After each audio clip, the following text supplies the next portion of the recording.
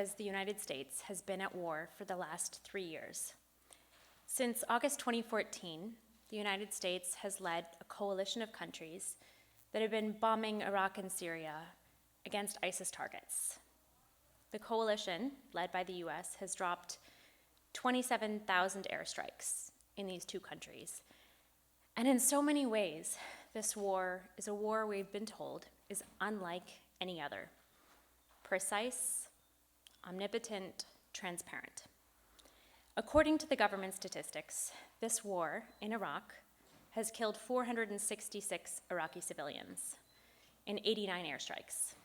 If you look at the numbers, 89 airstrikes out of 14,000, according to the government, have credibly resulted in civilian death. That's a percentage of 0.6%, not even 1%. That's incredibly different than wars of years past. That's different than Vietnam. This is a war unlike any other, according to those numbers. But when you look at how this is playing out on the ground, the way that you get to see that is often through the coalition's eyes. So one of those ways are the videos that are uploaded to YouTube. If you take a look at the coalition's YouTube channel, you can see hundreds of videos of these airstrikes, and it's pretty impressive.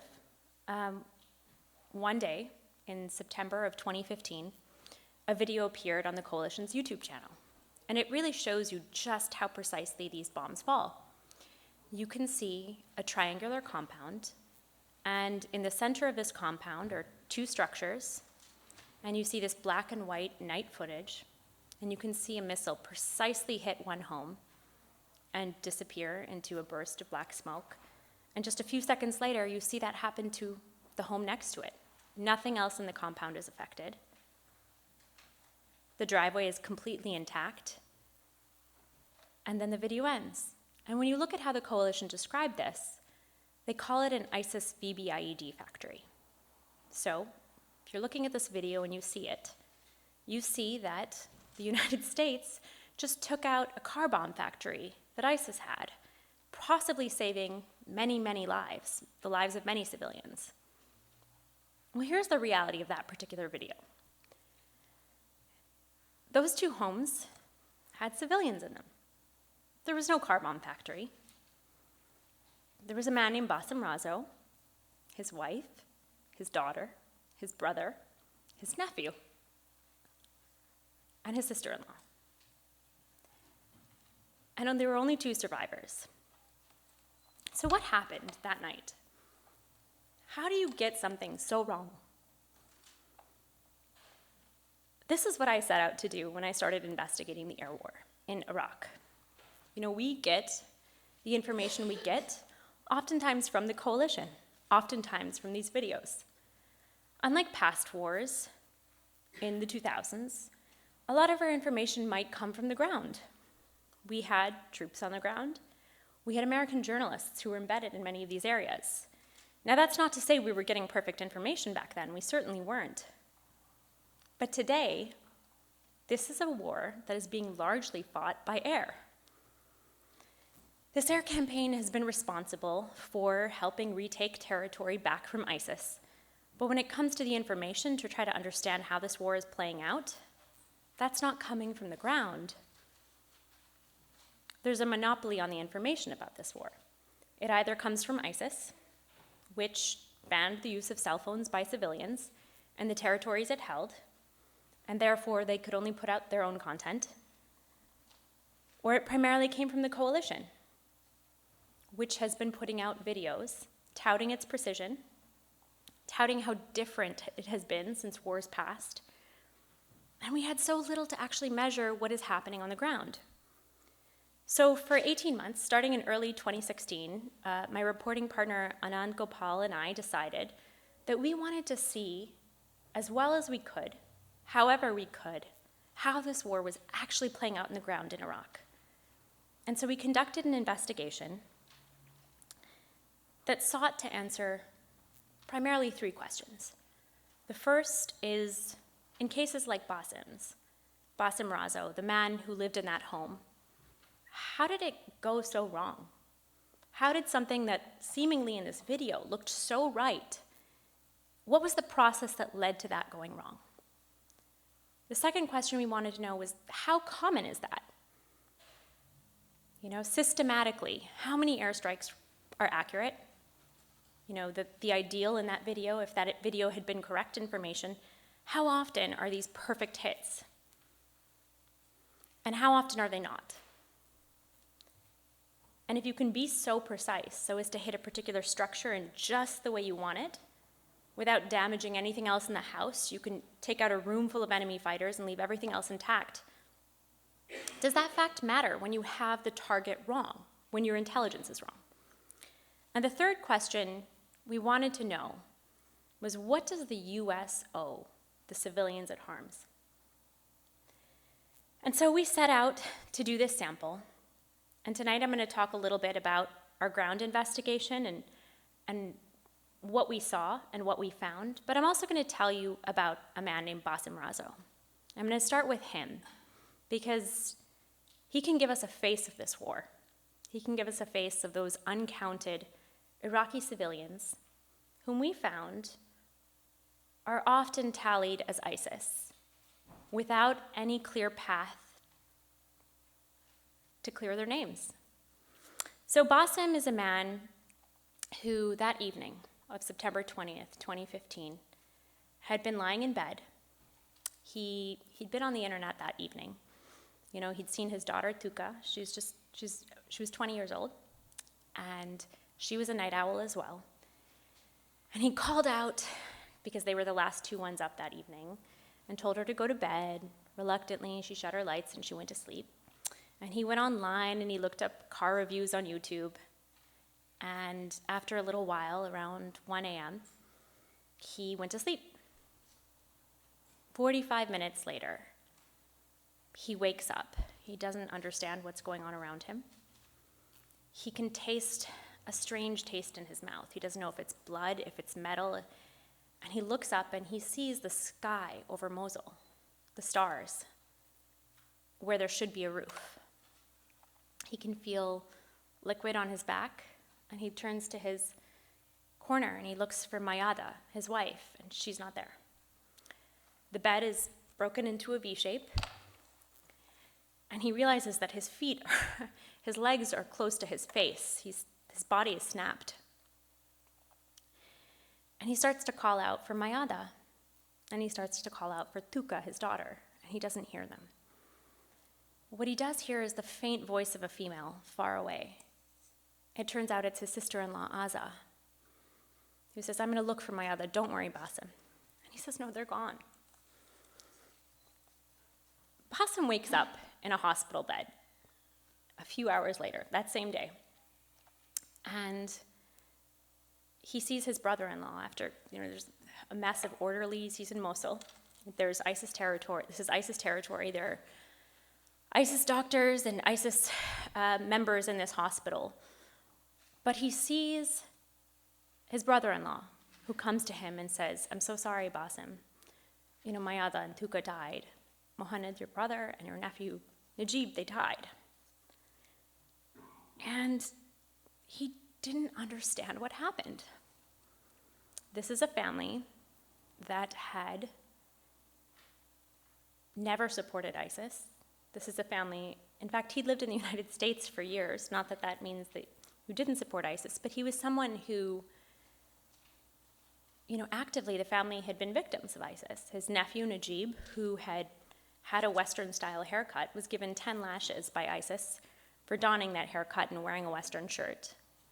And here they were in an airstrike. And as he found out later, it was a coalition airstrike because he saw that video. He could only watch the first few frames because those two houses were so clearly theirs. He had to shut it. He couldn't look. So as Bassam is recuperating in Mosul, and he's trying to figure out what's happening, how to deal with his loss, processing all of it, he's at his parents' house. The hospital in Mosul, the hospitals in Mosul at the time, they just weren't equipped to deal with his broken hip. And he badly needed surgery. And he's sitting there in his parents' homes. He hasn't been back to his own home. And he's trying to figure out how he can get medical treatment. And on one day, he basically decides it's time to tell people what happened to him. So he opens up Facebook, and he tells people, listen, on the night of September 20th, there was an airstrike on my home. It's barbaric. Here are the loved ones I lost. Is this technology? Bassam, because he needed surgery, had to figure out a way to get out of ISIS territory. Now, when you're in ISIS territory, after a certain period of time, while ISIS would allow people into the city, it would not necessarily let them out.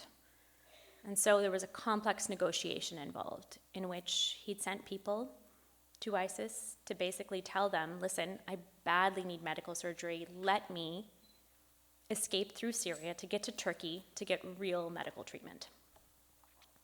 According to a friend who put in this request, what one of the ISIS members said is, listen, there were 4 martyrs, let him be the 5th.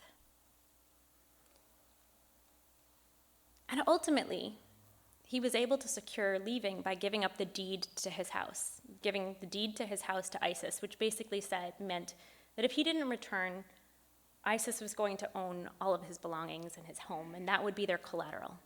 That would be what they kept to make sure that he comes back. And so he's strapped to a gurney inside a car, and with 2 others, they make this dangerous journey through ISIS-held territory and through Syria to ultimately get to Turkey. And when he arrives in Turkey, he sees his son Yahya, whom he hasn't seen in months. Yahya had not been in Mosul when ISIS had taken it over and the rest of the family was trapped. He sees his son Yahya for the first time in quite a while. And he gets real medical treatment. And as he's in that hospital, he starts to replay the nights and the days before the airstrike, thinking to himself, how did this happen to me? What did we do?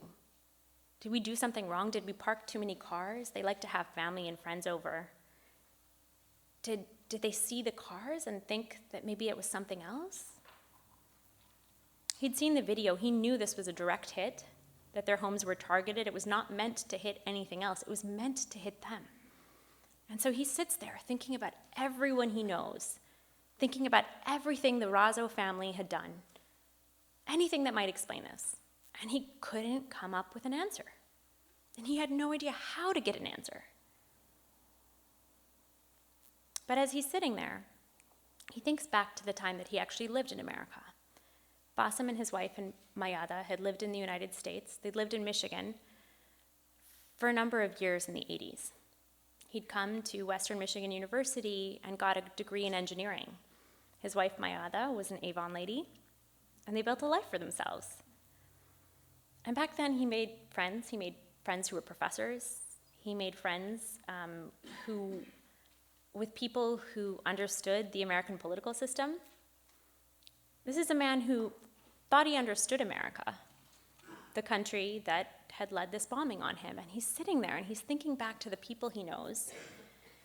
And he's thinking about his family members, his extended family members. He has a cousin whose wife is a professor at Yale, Zarina Grewal. And he's thinking, how do I clear my name? How do I get information about what happened to me? Who can I turn to for that help?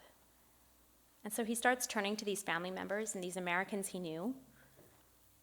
And one of them is a man named Sam Richards, a professor at Penn State. Sam and Bassam had struck up a relationship after Bassam, during one of his nights on the internet, going through YouTube videos, had discovered a TED Talk by Sam Richards, in which the sociology professor at Penn State describes the Iraq War, but instead presents a new scenario to the 700 or so some students in his class, to the audience of the TED Talk, saying, listen, imagine that you're in America and China comes and takes over America for our coal. What would you do? Wouldn't you be angry? And he proceeds to describe the Iraq War. And Bassam had seen this TED Talk years earlier and had reached out to Sam Richards and just said, Dear Sam, I saw your talk. I'd never seen anything like it, and a friendship blossomed. And so while Bassam is in that hospital bed in Turkey, trying to figure out what he can do and who he can turn to, one of the people he turned to was Sam Richards. And Sam said he had a student who had once worked for Secretary of State Hillary Clinton, and maybe he could connect them, and maybe through that they could find some means of figuring out what went so wrong. After a few months, Bassam is feeling better. He's able to travel to Baghdad. And in Baghdad, he's now set up a meeting at the US Embassy. In the lead up to that, he prepares a document. You know, it has his testimony, and it has what he's most afraid of in that testimony. To have a video like that about him on the internet, with thousands of people watching it, being labeled an ISIS car bomb factory, put him at risk. People were going to think he was ISIS. He'd been tallied as ISIS. And in a place like Iraq, where after there's liberation from certain period, areas are liberated from ISIS, there have been revenge attacks against people who'd collaborated with ISIS. And Bassam is sitting there thinking about his whole family and how they could be attacked by anybody else. They could be attacked by these rogue militias, by some of these security forces, because of this unfair accusation, in his mind, of being accused of being ISIS. So in this report, he writes down the fact that he's scared of that fact. He really needs to clear his name. Let me tell you what happened that night. And he continues in this report to show pictures of his homes before the airstrike, pictures of them after the airstrike. He shows satellite imagery. He shows Google Maps, satellite imagery of the homes. He labels the GPS coordinates. And then on several of the pages, there are the pictures of his wife, Mayada, his brother, Mohanad, who was an engineering professor at the University of Mosul. His academic credentials are laid out on the page. You know, this was something they were really proud of, and so they put his biography in this document.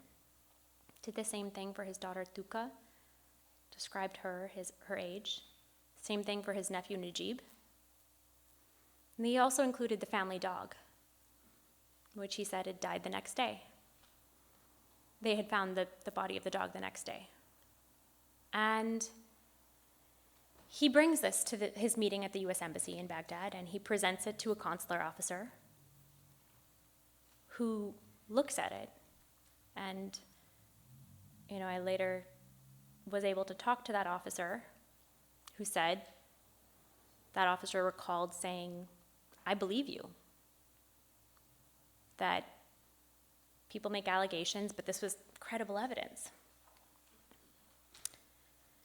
And so Bassam leaves thinking, after that meeting, that he was going to figure out what was going to happen. Maybe he'd get face-to-face with a member of the American military. Maybe he'd get an answer to what happened. And so he emails with the State Department, and they say that they forwarded his case on to the appropriate military authorities, and he waits over a period of months. You know, the meeting he had with the embassy was in February of 2016, and months go by, and after a while, he stops getting a reply. I met Bassam in May of 2016. We met up at a cafe in Baghdad, and at the time, he wasn't sure what was going to happen, but he said, look, I think this is going to work out, and we just have to wait a little bit of time. These things take time. I think I'm going to get an answer. Then his emails stop getting replies, and he follows up in September, and he gets a reply, and it says, sorry, this mailbox is full. And so by November of 2016, I pick up his case as a point of journalistic inquiry. I email the US-led coalition to ask about what happened. Where is this report? You know, I know that this man had brought this document to the State Department, that he reported this. I know that there's a video of this airstrike. What happened? I get bounced around for about a month between CENTCOM, the coalition, different people passed around. And one of them I send the video to, and I say, hey, can you tell me about this allegation? And the response I get is, there's nothing in the historical log for September 20th, 2015. I follow up, what does that mean? Here's this video, it has that date. The response I get is, no, we don't have an allegation on that day. We have no record of that. Months go by. I provide more information. I provide satellite imagery, before and after imagery. I provide the video again. I provide the comments that had been at the bottom of the YouTube video for almost a year. Comments from members of the Razzo family, including a cousin, 16 years old. She lives in Arkansas. Her name is Aisha Razzo, who said, do you know you killed my cousins? I won't repeat the rest of the comments, but they were similar. They were sad and they were similar, and there were other claims of this being a civilian casualty allegation. And yet, the coalition couldn't find any record of this being an allegation until December.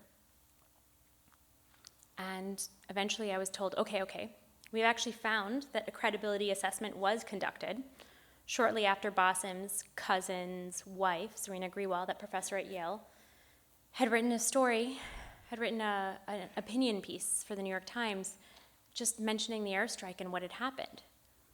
They had conducted a credibility assessment, and they had, in October of 2016, determined it to be credible, more than a year earlier. And yet, due to, quote, administrative oversight, it had been lost, and they would like to open a formal investigation into his case and figure out what went wrong and why. And so I had submitted a request through the Freedom of Information Act to get my hands on that original credibility assessment, as the military calls it, that had been done, as well as the investigation that would be completed. And this process went on for months. And during that time, I had also been trying to investigate many other cases. And so I want to talk about that investigation a little bit, and we'll come back to Bassam shortly. But I want to talk about, what we're seeing when we talk about coverage after areas are liberated from ISIS, when we're trying to understand how many civilian casualties are happening and why and what. And I knew that the goal in whatever kind of investigation I did, it would have to be a ground-based investigation. I would have to go myself, and I would have to find areas in which I could visit the site of every single airstrike in this territory and figure out which ones had resulted in legitimately hitting an ISIS target without resulting in civilian death, and which ones had resulted in civilian death or injury. And so over a period of 18 months, my reporting partner and I visited nearly 150 airstrikes across Iraq.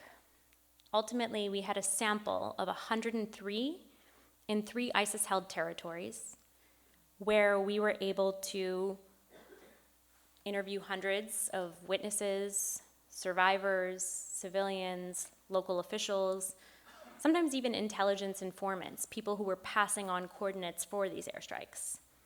Places where we were able to dig through the rubble, looking for any presence of ISIS, photographing bomb fragments in an effort to try to identify what kinds of weapons were used.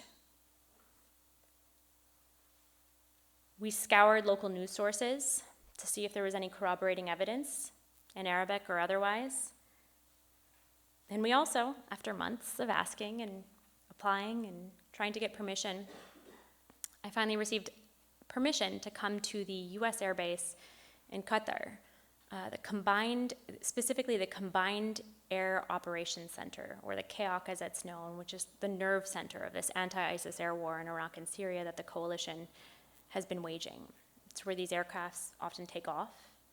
It's where a lot of the intelligence gathering is happening. It's where I was able to interview nearly a dozen members of the Air Force, people who were senior generals, people who conducted credibility assessments into allegations of civilian casualties, people who were involved on the intelligence side, lawyers who were involved in deciding the legality of these operations.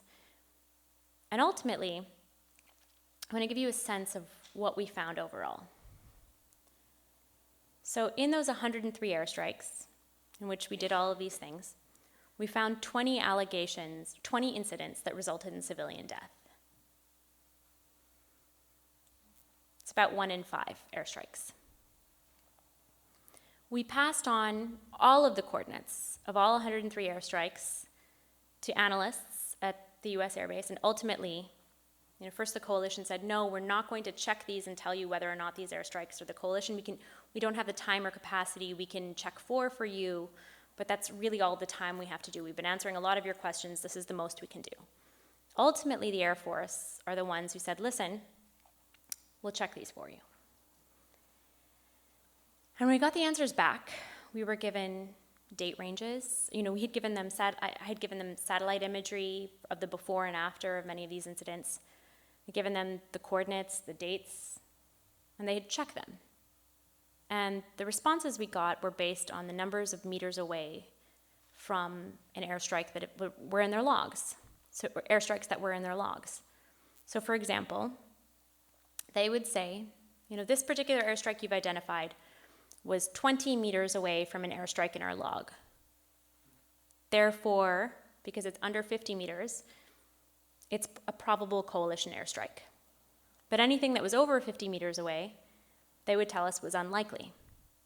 So in one case, an airstrike on a compound on a water sanitation facility in a town called Kayara. I'd been in downtown Kayara. This water sanitation facility, I'd found on the ground, had been hit. I could see the damage. I'd taken photographs. I'd dug through the rubble. I'd interviewed many people. And they said this is unlikely a coalition airstrike. The nearest airstrike we carried out was 600 meters away. Well, actually, I had been through all of the coalition's videos of its airstrikes, and I had seen myself that they'd actually uploaded a video of this exact airstrike happening on that compound. And there's no two distances within that compound that can be more than 300 meters away. In fact, we'd provided a pretty precise coordinate. Saying it was 600 meters away would put it somewhere else. So I emailed the coalition the video. I asked them, hey, is this video that airstrike? I think this is the same thing. Can you confirm? Yes, this is that. So what happened here? I can only tell you what's in the log. Another airstrike, determined to be unlikely, on a bridge in Kayara. They said, nope, this is unlikely. The nearest airstrike we conducted was 150 meters away. Not on a bridge, but on a truck. The bridge itself is only 140 meters. So for it to have been 150 meters away meant it didn't hit the bridge at all. But again, I found a video the coalition had uploaded of an airstrike on that bridge on the dates that I'd referenced, showing no cars on the bridge and it hitting the bridge. I sent them the video. Is this that airstrike? This is what I thought it was. Yes, it is. What went wrong here? You said 150 meters away. I don't see a truck. The ultimate answer I got after going back and forth was we conducted we hit 5 targets in an hour-long period, and only one of the the coordinates for the 5 targets was logged. Only one coordinate out of 5.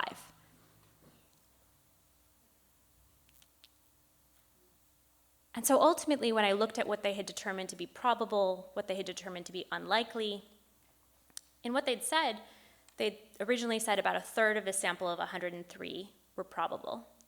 The rest were unlikely.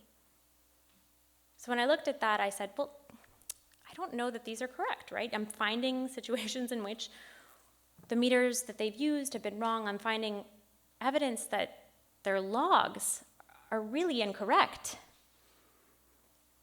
And so we used different meters of classification. So we looked at 600 meters and less. We looked at 100 meters and less. We looked at 50 meters and less. And we looked at the overall sample. In each of the airstrikes that fell into all of those categories, the rate of civilian death was consistent. It was 1 in 5. So this 1 in 5 number whether they're a coalition or not, was consistent. Now, just to give you a sense, 1 in 5 is 20%. Do you remember earlier in the beginning when I was telling you that 89 out of 14,000 airstrikes, according to the coalition's data, its admitted data of credible civilian casualties, that's a percentage of 0.6%. So compare 0.6% with 20%. The numbers we'd found on the ground were 31 times higher than what the government had said. 31 times higher.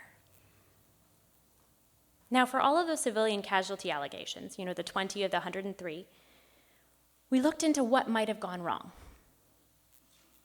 So, in some cases, it was proximity to a legitimate ISIS target. For example, in a town called Shora, they hit a school that had been taken over by ISIS, but they killed 3 people who'd been near that school, walking nearby. Now, in about 35% of those civilian death incidents were the result of something like this, where they hit a legitimate ISIS target, there were civilians nearby. But in half of all of the airstrikes that resulted in civilian death, half were places in which I couldn't find a legitimate ISIS target nearby. There's nothing discernible. The people were civilians. We vetted it, especially with local authorities as well. All of these allegations we'd taken to either health officials, to the federal police, or to local administrators for verification as well. And in half of those instances, there was no ISIS target nearby even, not even around, not even a little further away. So those cases were ones that appeared to be the result of likely poor or outdated intelligence. Intelligence that conflated civilians with combatants. Who else did that happen to? Bassam. So if your intelligence is wrong and you have the wrong target, does it matter how precise you are if you hit the exact thing the way you want to with the greatest technology known to military history? Does it matter? That's a question I really wanted to know the answer to. And in this case, it didn't. In half of the cases we found, it didn't matter. The technology didn't make a difference if the intelligence was wrong. Now, I want to get back to Bassam, who was waiting for answers. We had a long, tangled chain of emails, and keep in mind, the military has not yet emailed Bassam. He's been sending them emails, I've been sending them emails. They'll respond to me. They have not yet responded to him. The coalition officials that I've been talking to, they've never written an email to Bassam. In February, I'm told that the investigation is concluding. This appears to be that this was a civilian death incident. The coalition is acknowledging that. And on February 14th of this year, they send me an email, and they send Bassam an email, the first email they've sent to Bassam. Bassam, we regret this loss of life. We would like to offer you a payment for your loss. It was the first time in the anti-ISIS air war, so 2.5 years at that point, that the United States was making an offer of payment for a civilian death. The first time. This was the first offer. And it wouldn't have happened had we not pursued his case. But they set up a meeting, and by March 17th of this year, Bassam made his way to the Erbil International Airport, where he and my reporting partner met a group of Americans. They sat down in a room. And Bassam had the document he'd submitted of all of the accounting of his losses, the physical losses. He included his hospital bills, $10,000 US. He included the cost of his and his brother's homes, a total of $500,000. They were really nice homes. He tallied some of the household goods lost, but he couldn't put a number down for the loss of life. So he didn't, but he'd had that form, he'd turned it in. And this Army lawyer says, listen, we're prepared to make you an offer at this time, and we apologize. Sometimes these things happen, and we really regret these mistakes. We're prepared to make you an offer of about 15,000 US dollars. Bassam laughs. He doesn't think it's real. She says, are you prepared to accept that? He goes, no. This is insulting. And in less than 7 minutes, the meeting ends. As he's starting to leave, he realizes, wait, this wasn't even just about money. I need to clear my name. Can you give me a document? Can you give me a paper? A paper that shows that I'm not ISIS, so that when rogue militias or forces come because they've heard that my house has been bombed in a precision American airstrike, that I can show that I'm not ISIS. You've agreed. You've seen the evidence. You agree that I am not ISIS. Give me proof of that. The military lawyer says, yes, we've been working to declassify the investigation document for the Freedom of Information Act I'd requested. That will be happening any day now. That was March 17th. About a month later, I got the document. Here's what it said. Somebody had given intelligence that there was an ISIS headquarters, not a car bombing factory as the video had originally claimed. According to the investigation document, that was uploaded in error, or that particular classification of it as a car bomb factory was in error. They made a mistake, but it was actually an ISIS headquarters that they had intelligence for. And maybe they confused it with a structure down the street, but maybe not, it's unclear. And these were the coordinates they were given, and they'd done some surveillance of the homes. An hour and 35 minutes taken over 3 days in 15-minute increments. And during that time, they witnessed men getting out of cars and going into the homes. They noticed that none of these men had weapons, but that's not out of character for ISIS, which doesn't always carry weapons with them. One of the particular designations was NSTR. NSTR is nothing significant to report. The footage was shot in the afternoon and early evenings. The hottest time in Mosul was summer at the time. So people aren't really outside. But they noted in this document that they didn't see any women or children. Bassam is reading this document, and he sees that the lives of his family members came down essentially to an hour and 35 minutes of completely unremarkable drone footage. It was up to the Razo family to prove to a drone from above that they were civilians. The onus was on them to show that they were civilians, and they failed to do that. So, he realized they were guilty until they were proven innocent. And the threshold to prove that innocence was so much higher than the threshold for the intelligence to carry out that airstrike. And he couldn't understand it. He had no idea why. And so, Bassam, who gets this document, he also sees that at the end, yes, we have no evidence to prove that the family didn't in some way possibly support ISIS, maybe, in ways we don't know, but it seems more likely that they're just civilians. And he has this document, and this is the document that they told him would help clear his name. And by May, I'm back in Iraq. He has the document. He doesn't know what to do. The $15,000 he's rejected, because how do you accept that? He thinks. How do you accept that? And he wants to go back. He wants to go back to the homes that he hasn't seen since the airstrike. He has not been back to the site of that day. He wanted to touch and feel what he'd lost. We'd wanted to go earlier, but it wasn't safe. It still wasn't safe. These homes were along the banks of the river, the Tigris, on One side is East Mosul, which had largely been retaken, but West Mosul had not been. And so the house was along the banks of the river, and ISIS was still shooting mortars onto this other side. So it wasn't a perfect time to go, but it was safer than it was before. And we went in May of this year. And along the way, Bassam is almost like a tour guide.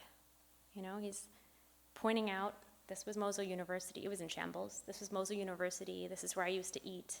This was a restaurant I loved. We eventually get to the area known as the Woods, the Nineveh Forest, Ghabat in Arabic, but you know where they live, this lush farmland. There are fig trees, there's olive trees. It's beautiful. And we pull up to the gates of his home, and we get out, and he pauses, he freezes. He's been this stoic tour, he's been this like jovial tour guide throughout, and I can tell he's afraid. He told me later, I'd seen photos, I'd seen what the damage looked like. I didn't know what I would feel like when I actually saw it in person. And we enter. We go inside, and we see a few things. We see the laundry room that they'd once used. We see 2 homes turned in. We saw a kitchen just filled with debris. I started to go through it, and I found recipes for chocolate mousse cake, chocolate cream torte. I saw cans of household goods that were still in this kitchen. I saw bits of telephone. I saw remnants of their life. And so we walked around to the other part of the house, and Bassam is surveying it all. We passed what had once been what was the family pool, which was intact, by the way. The airstrike didn't damage the pool. He laughed, and he turned to me, and he said, "At least we still have our pool." And we continued to go around the house and take photos and look at everything. And he and I go back into the laundry room. And we're looking at things, and he sees, poking out of the rubble, a stiletto heel. It was his daughter's, Tuka's. She'd worn them just a few nights before the airstrike because there'd been a wedding, an engagement party for a family friend.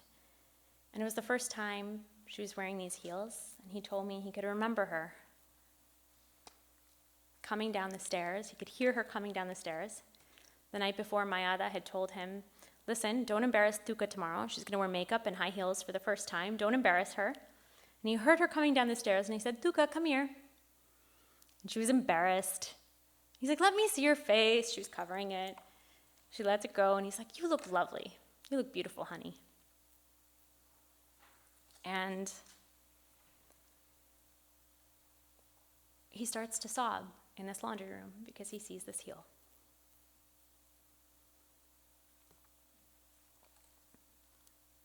And we leave. Not long after, there's a mortar that drops, not very close, but loud enough, louder than all of the other things that we'd heard, in what was a really luscious, beautiful, if it weren't for the sounds of aircraft overhead and the rubble next to us, it looks like a garden paradise. We just picked up our things and we left.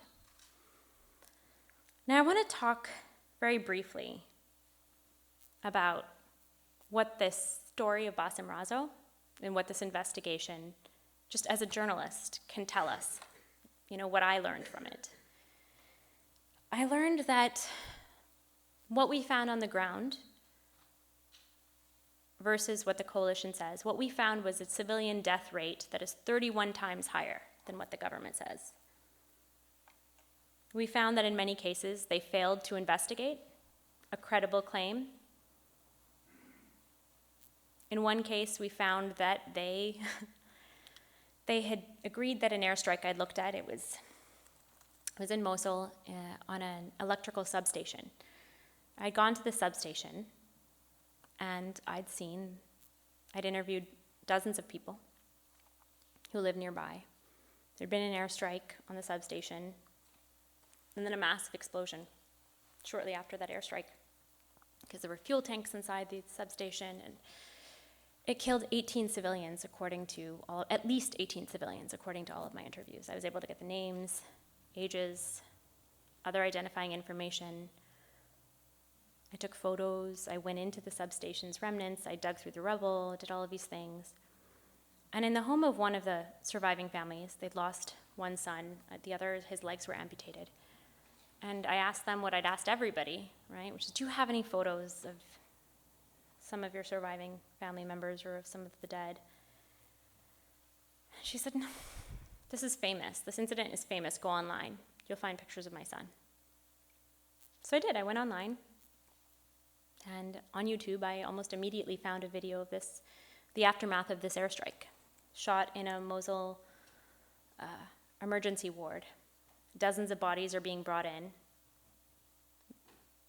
or a dozen bodies were brought in, and some of them are children, and they're blood-soaked. Some of them are, I'm not going to describe them in too much detail, but some of them are very obviously dead, twisted into shapes I'm not going to talk about, and some of them are injured. And I take this video and I eventually send it back to some of the people I'd interviewed. Can you identify any of these people? They come back with names, and the names are names I've recorded of the dead. So I verified this video. But this is an incident the coalition had looked at because there had been so many allegations online. So in July of this year, they put up the assessment of this particular incident, and they said, there was a coalition airstrike, or they said there's insufficient evidence to determine that this airstrike killed civilians. They didn't have to be on the ground to find the video, but that was their assessment. So what we found was not just that they failed to investigate claims properly, but that sometimes they didn't even have the correct records to be able to investigate claims at all. Think about those log inconsistencies in which they said one thing, and it turns out their logs just didn't have these coordinates in them. We found bad intelligence in a war that's hailed by the government and by American military officials as, quote, the most precise air war in the history of warfare. The most precise air campaign ever. Does that precision matter when the intelligence is bad? But most of all, we found people who are often in this system, they're guilty until they're proven innocent. And the threshold for proving innocence, as you can see in a case like Bassam's, a man who's probably the best case scenario for so many reasons. You know, this is an airstrike that was planned over weeks and months on his home. Do you know what percentage of these strikes, of these 14,000 strikes in Iraq, were planned over weeks and months? According to data I got from the government, 15%. 85% are what are known as dynamic airstrikes. They're done within a matter of minutes or hours. So this one was already supposed to be one of the best, most vetted, best intelligence. It was also classified as an ISIS headquarters. What I learned when I was in Qatar at that air base interviewing officials who told me many things, that they had also told me that this was, that they have complete authority and they have complete recognition over where their bombs drop. They have all of this information. It's great information.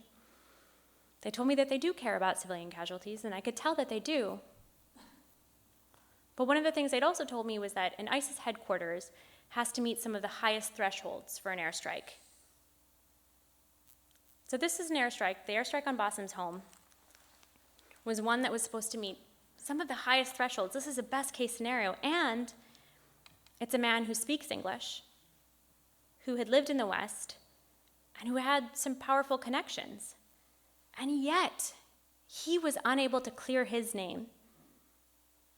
If a man like him couldn't do that on his own, then what chance did the other Iraqis who don't speak English, who don't have technology like that, who don't have the ability to arrange a meeting at the US Embassy in Baghdad, how are they supposed to do any of this? How could they expect not only just to have their loss recognized, but in what world are they capable of getting a payment for a civilian loss?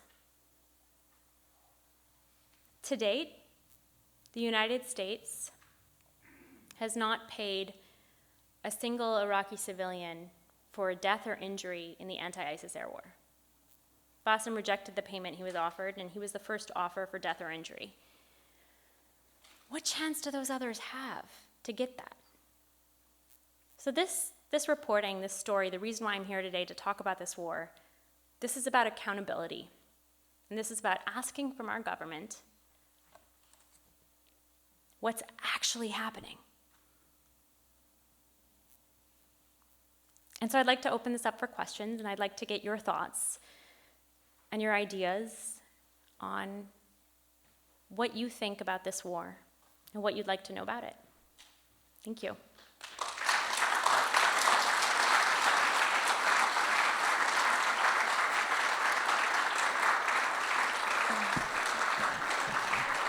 If you want to ask a question, just approach the microphone over there. Don't be shy.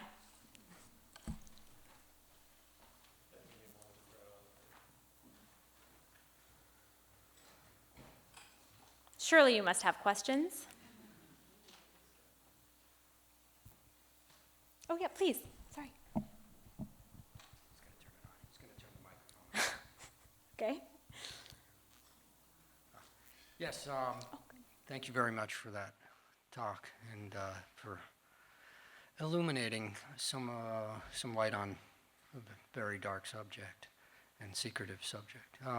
Can you mention anything about the air war in Syria and perhaps the conflict in Yemen and our Saudi allies and what they're doing there?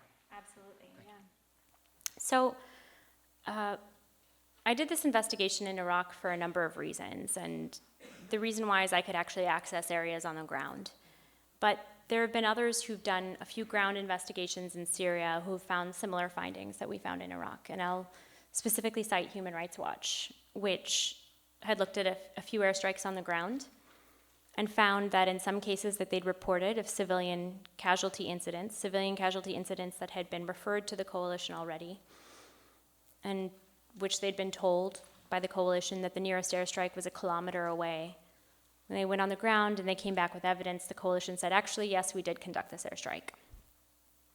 So there's something wrong with the logs that they found as well, and the investigative process. And you can see in Syria, there have been 14,000, of these 27,000 airstrikes, 14,000 have been in Iraq, and the remaining have been in Syria. You can find similar problems. And Syria is different in some ways because while in Iraq you have the Iraqi Air Force bombing and you have the coalition bombing, in Syria you also have the Russian Air Force and you have the Syrian Air Force bombing in addition to the United States-led coalition. So there's different actors. And a few years ago I produced a film about the coalition's air war, and about airstrikes in Syria, specifically about what it looks like when the Syrian Air Force drops bombs on its own people. And if you ever have a chance to watch it, it's called The Bombing of Al-Bara. It's shot by this filmmaker named Ali Lambert, who happened to be on the ground when the Syrian Air Force started dropping bombs on a town of civilians, Al-Bara. And you see him, he'd originally his camera was running when it happened, so you actually feel the impact. And, he gets up, this is in 2013, he gets up and he runs, he goes straight into the site of the airstrike. And then there's a second airstrike that hits later, and you see the terror in everyone's faces. It's a picture of just how devastating these airstrikes have been for Syrians as well. And I would recommend watching that if you get a chance, because the camera never stops. It's 35 minutes. I condensed it, but it's 35 minutes of raw aftermath from start to finish of what it looks like when the Syrian Air Force drops bombs on its own people. With respect to Yemen, this is also a place where not only is there an aerial campaign that's resulting in massive civilian death, it's being conducted by the Saudis, but the bombs that are being dropped came from the United States. And often, there have been many who have done work identifying these bombs. If there's a journalist whose work I would really recommend, she's been on the ground in just unprecedented ways. Her name is Iona Craig. I would read her work. It's extraordinary. But you see what is essentially some of the gravest civilian casualty incidents, which have even concerned members of Congress in the United States, that is being supported by the United States as well. You know, in terms of the weapons that are provided, and in terms of the support that the Saudi government gets from the United States, this mutual relationship they have as being allies. So the US has an involvement in that conflict. And my talking about Iraq was meant to focus exclusively on this particular air war that has been going on for 3 years now, but it is by no means the only place the United States is involved in. The airstrikes in Afghanistan are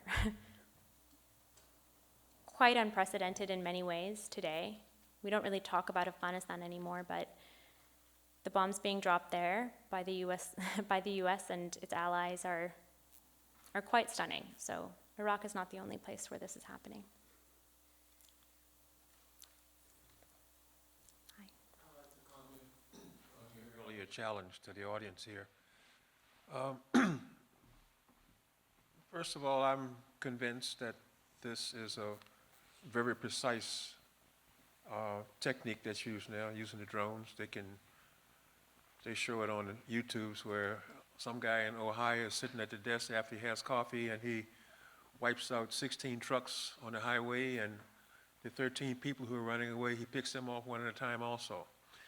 So you're presenting a problem here where they have misinformation, because with the preciseness and the correct information, there shouldn't be as many or any casualties that aren't intended. But you have another problem, is that they don't appear to care that they have misinformation. So I would think that you would need an impartial body, and I think right away the UN would be the ones who would go in and verify these unintended deaths, to bring pressure on them to care about the misinformation, and then they will look at the process by which that information came about, because I can see scenarios where someone may have wanted to get this guy and put false information out there so that they would get him. So I think that, let me ask this question. When you take your pictures of the place, if you turn your pictures in, does that speak loudly for the gentleman you're representing? So, yes, it certainly helped in the case of Bassam Razo, but I want to be very clear. I also provided the US-led coalition with 17 civilian death incidents that fell within 360 meters of coordinates in their logs. Most of them fell within 52 meters, and I provided them before and after satellite imagery, I provided them GPS, I provided them their earlier assessment of whether or not it was the coalition that conducted it, and I provided them what we'd found on the ground, the names of the dead, the contact information of surviving family members. And we provided this a month before publication of our story. And to date, none of those 17 cases have open investigations, to my knowledge. Well, they have a conflict of interest because they've counted those bodies as ISIS people. You need this other body, which I think is the UN. The UN goes and provides this information to the World Court, and they have to listen. And if they listen and they're moved by it, then they will improve their intelligence on how the selections to bombing are made. I thank you for that. Thank you so much. You raise an extraordinary point about intelligence, and specifically how investigating these civilian casualty incidents or civilian death incidents would result in an awareness that would allow them to actually get better. Because how do you improve unless you investigate? Or, I mean, this isn't even about trying to devise a better air campaign. It's about accountability. It's about truth. It's about knowing what's happening. It's about fixing what are problems. But when it comes to how you fix it, in terms of, you know, do you turn to the United Nations? Do you turn to the military? You know, I've interviewed so many people who work in civilian casualty documentation. That's included people who work at the United Nations. That's included people who work at organizations like CIVIC, the Center for Civilians in Conflict. which has been on the forefront of civilian death and civilian casualty reporting. And what I've heard from all of them is that because the military has this monopoly on information, because their information is classified, right? It's behind closed doors. They need to be the ones to open this information up. And so after the story was published, Senator Patrick Leahy of Vermont came out with an op-ed essentially arguing that the Secretary of Defense needs to start a commission in which they involve experts from the United Nations, from Civic, from other areas, people who document these things on the ground, and they need to be more transparent about their information. This is something Civic has also repeatedly asked for. They need to make this information public. So there are people who are demanding that, right? Whether or not that will actually happen depends on the American public and the kind of effort and care and interest they exhibit in this topic. And so involving the United Nations, involving these other groups, having the military be accountable, people can ask for it.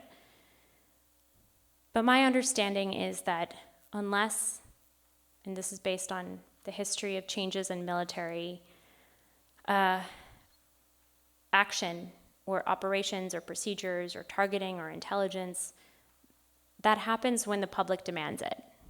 If you look at Vietnam and what happened afterwards and the changes that were made. In that case, there was an anti-war movement.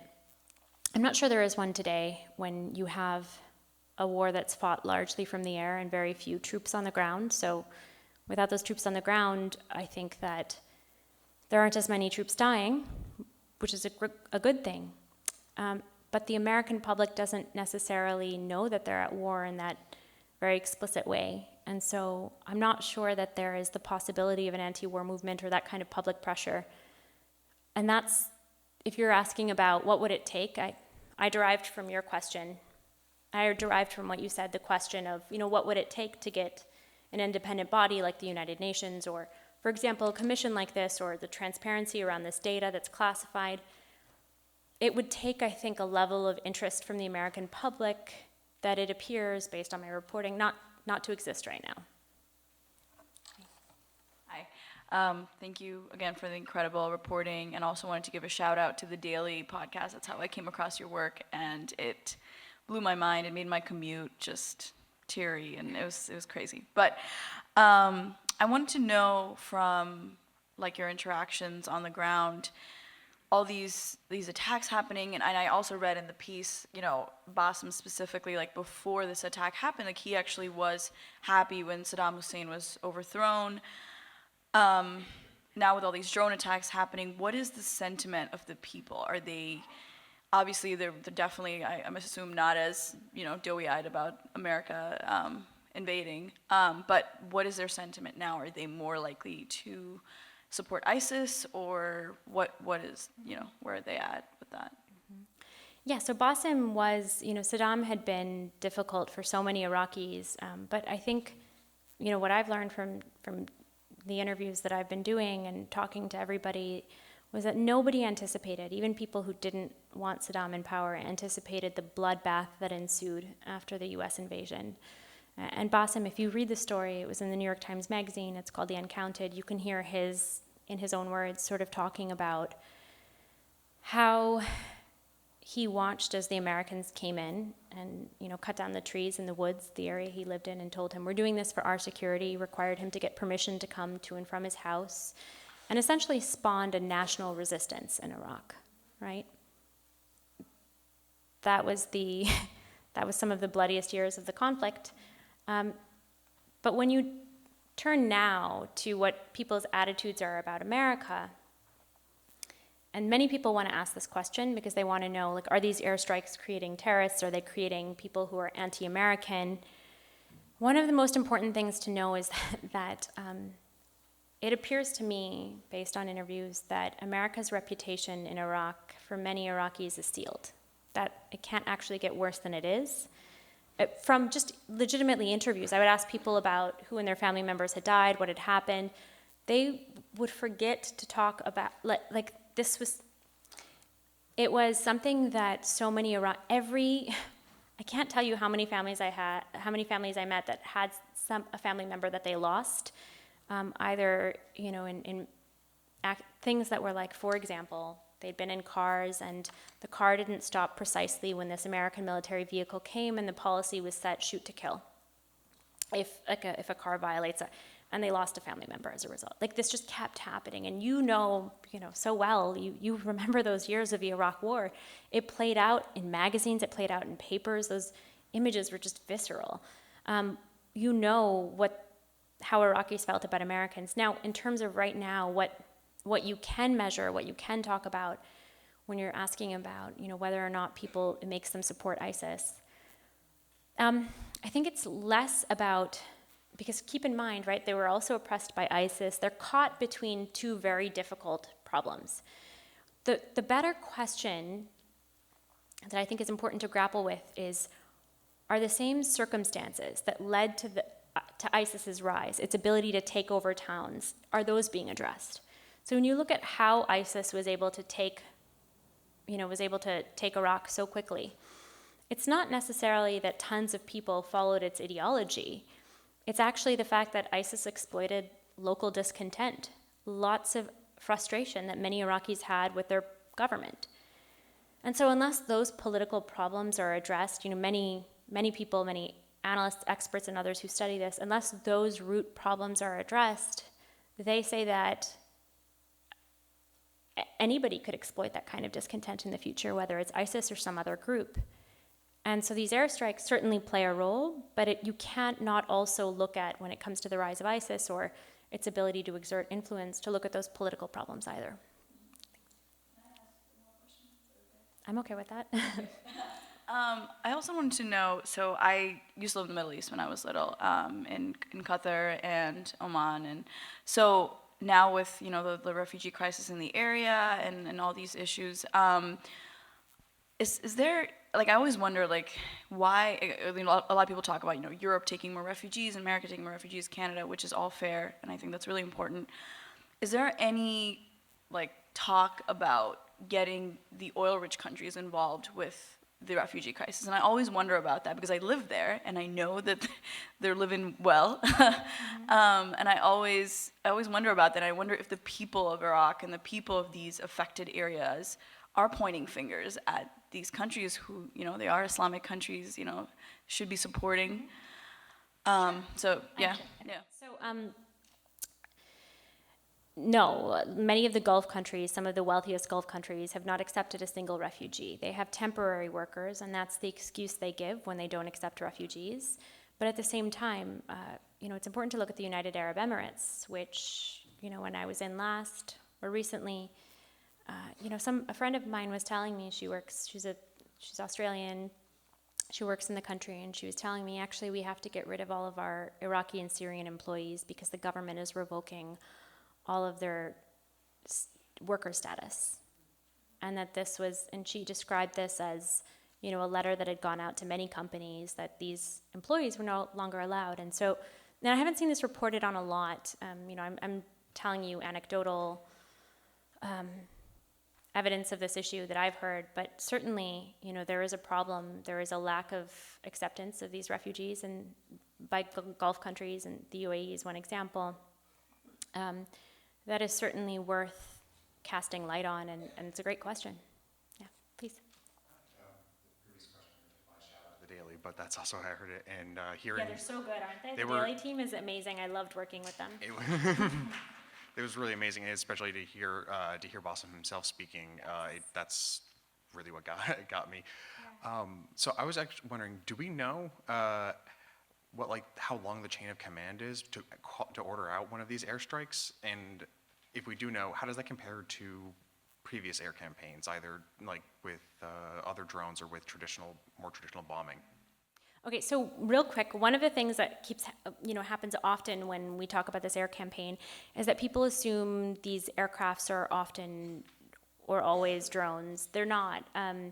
This has some drones involved in dropping missiles, but actually there's all different kinds of aircrafts, everything from B-52 bombers to Hornets that are doing this dropping. It's not always drones. Drones give this appearance of this extreme precision weaponry, but to answer your question, what length of time is there between when these happen? Drones imply like a degree of surveillance, of looking at things for an extended period of time. I would tell you about that statistic, right? That 85% of the strikes in Iraq and Syria from August 2014 to June of this year, 85% were dynamic airstrikes. The period of time could have been minutes, could have been hours, were identified quickly, and for the reason being urgency. They quickly saw a target, they needed to take it out for whatever reason quickly according to their intelligence and their assessment of it. Only 15% during that period were deliberate, so had weeks or months. In past wars, what was the sort of degree of surveillance? Certainly the pace makes a big difference, and the fact that there are civilians in these areas. Afghanistan, for example, is more rural than many parts of Iraq are, and ISIS embeds in the civilian population. They go out of their way to target civilians. They go out of their way to try to use them as shields. So they're living very closely, like in all of these towns, you can see the way that they had ISIS bread houses next to a family's home, the way that they would put a car bomb factory next to a family's home. So there's this intense proximity in these very dense rural, urban areas, whereas Afghanistan was more rural. And so you definitely have different targeting procedures, different lengths of time, but in order to spell it out, you would have to get, detailed classified government data that is frankly hard to get your hands on. Yeah. How can young people become journalists? Do you have any tips? I do, and I love that question. What's your name? Trayvon. Trayvon? Thank you for asking that. Young people can become journalists by paying attention to the world around them, by asking questions, by having a curiosity to try to understand things, to tell stories. And, actually for young people like yourself, Trayvon, it's, there's so many abilities to start doing that now, whether that's on Facebook, whether that's on Twitter, to tell stories in ways that can start reaching people now. In terms of studying, in terms of, how do you make that work? I have to be honest with you, journalism is an industry that, frankly, it should be made up of people who come from more diverse backgrounds. It should be made up of people who, have real world experience in living in places. Like when we talk about journalism that should cover, certain cities or communities or neighborhoods, like frankly, journalists should be coming from those neighborhoods that we're talking about. And I do think there's a gap in that in the industry today. And so what I would encourage you to do is to, involve yourself in as many journalism-related activities as you can, while pursuing also, real-world experience and understandings of how things play, because anybody can be a journalist. Anybody should be able to have the skills to be a journalist. You don't necessarily need to go to journalism school. You don't necessarily need to, have a fancy degree. You just have to understand truth. You have to understand curiosity. You have to understand how to talk to people. And the fact that you asked this question, this amazing question, shows that you're on that path.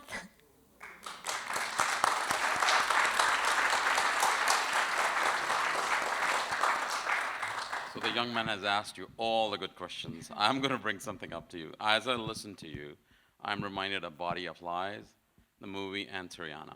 So it's amazing what you're bringing up. I have one quick question to ask you, since you worked in Pakistan and Afghanistan. Considering the fact that what's going on currently in the U.S. environment, what do you think the prospects of war are in Afghanistan, Pakistan, and India? Prospects for peace or prospects just for war? No, war? Okay. Wow, that's tough. It's stunning when you look at Afghanistan today and you look at it 10 years ago, how little has changed in terms of the fact that we're still at war. The civilian death rates, the civilian casualty rates in Afghanistan are some of their highest that they've ever been. we don't have so many troops on the ground. There's no surge, there's no massive American presence in the way that there used to be, but there are airstrikes that are dropping.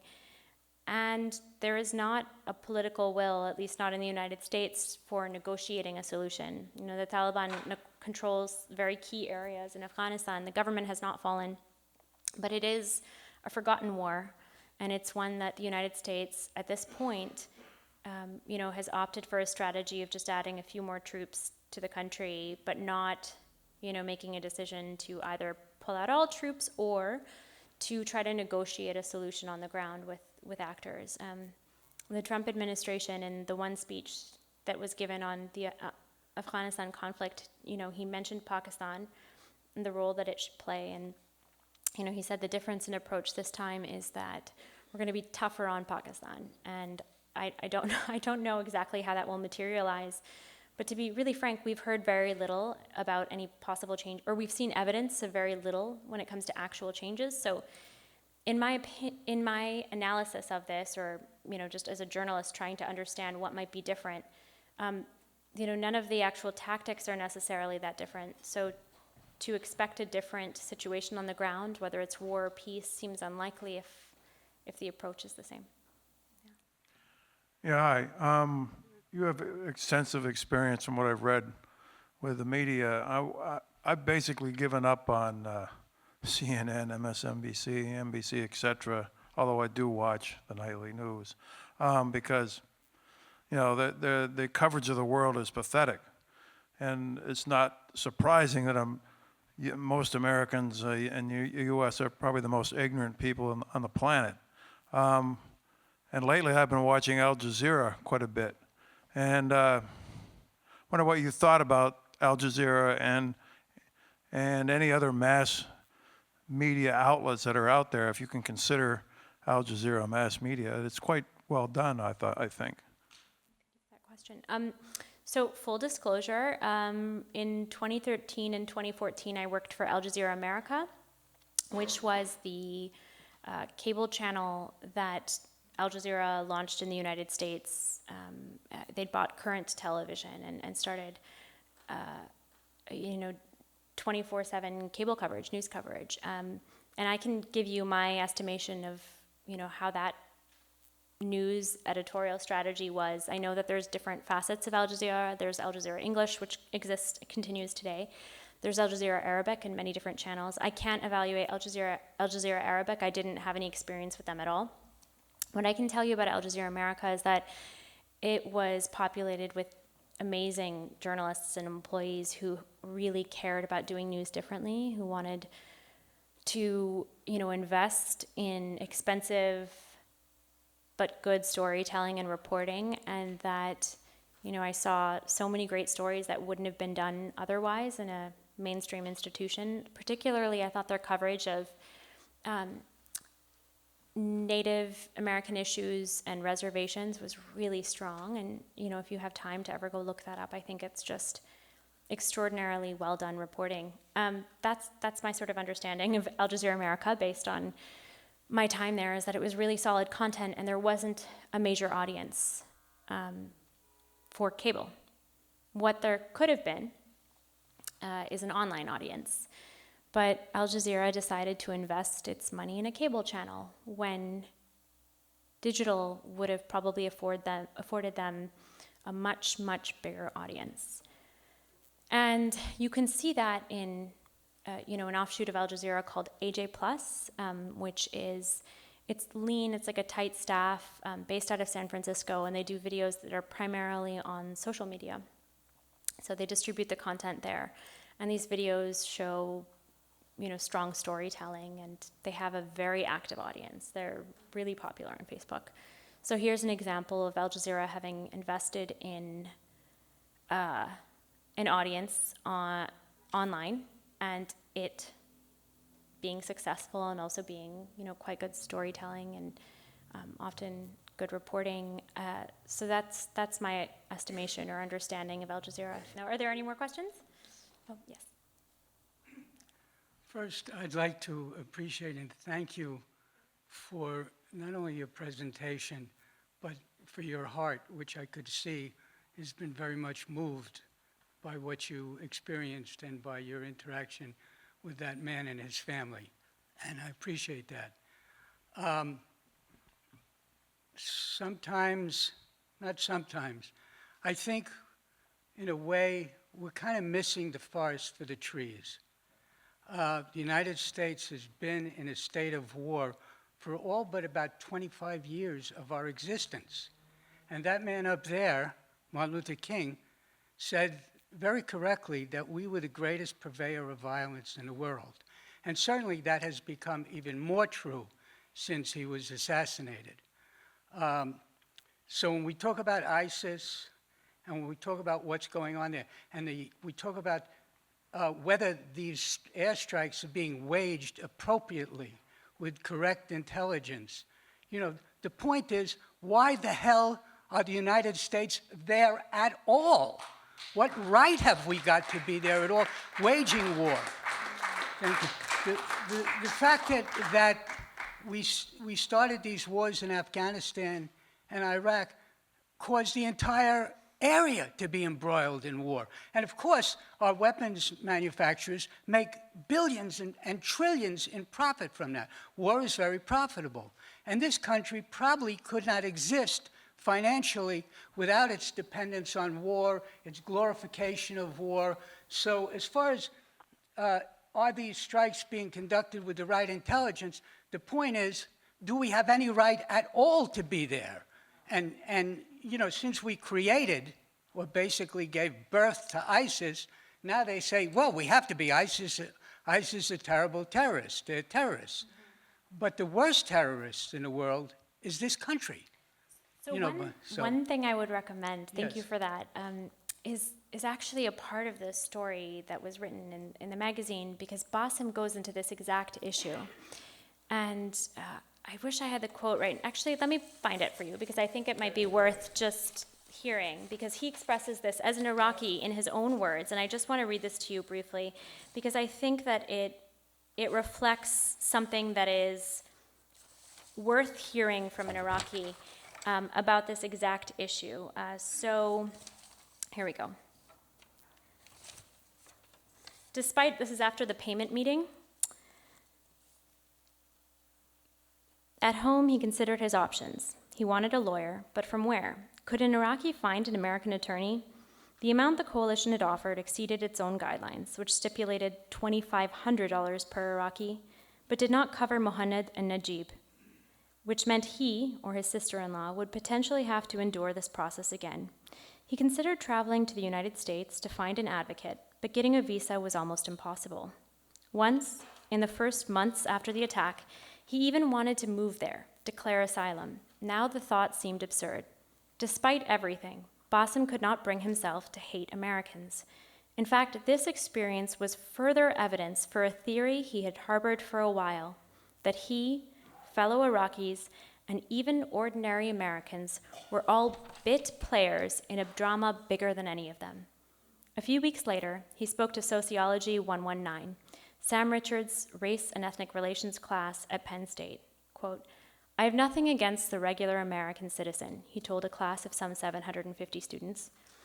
"I lived among you guys for 8 years, and I was never bothered by any person. In fact, many of them were very helpful to me. This situation of war," he continued, "big corporations are behind it. This is where the real power lay, not with individual Americans. He'd come to believe that his family, along with all Iraqis, had been caught in the grinder of grand forces like oil and empire, and that the only refuge lay in something even grander, faith. He had rediscovered his religion. There was some bond that grew between me and my God. I thanked him for keeping my son alive. I thanked him that my operation was successful. Now I can walk. It was the same God who had written out his whole life from the 40th day in the womb. Bassam's faith in this divinely authored fate had become a calming current, coursing through his every waking moment. Sometimes I go out with my friends," Bassam told the students, "but when I come back home, when I go to bed, and thoughts start coming into my head about my wife, what would have happened probably 5 years from now, my daughter would be in college. She wanted to study this and that. There isn't a day that goes by that I don't think about them, but in the end, life goes on." So I think it's a sense of scale, that understanding of, in his view, who he is in this grand scheme of war and, you know, what he calls oil and empire corporations. This is how he experienced it and what he found himself turning to as a result. And thank you for that question, but I think we're going to end there tonight. Thank you guys so much for asking such great questions. I really appreciate it.